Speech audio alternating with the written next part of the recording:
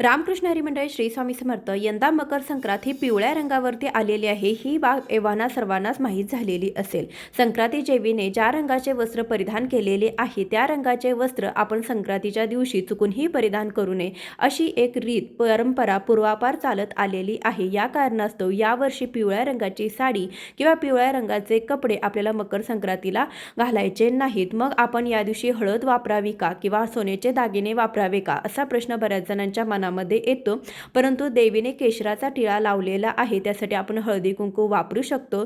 देवीने मोती धारण केलेला आहे त्यासाठी आपल्याला यावर्षी मोत्याचे दागिने न वापरता सोन्याचे दागिने आपण यावर्षी वापरू शकतो.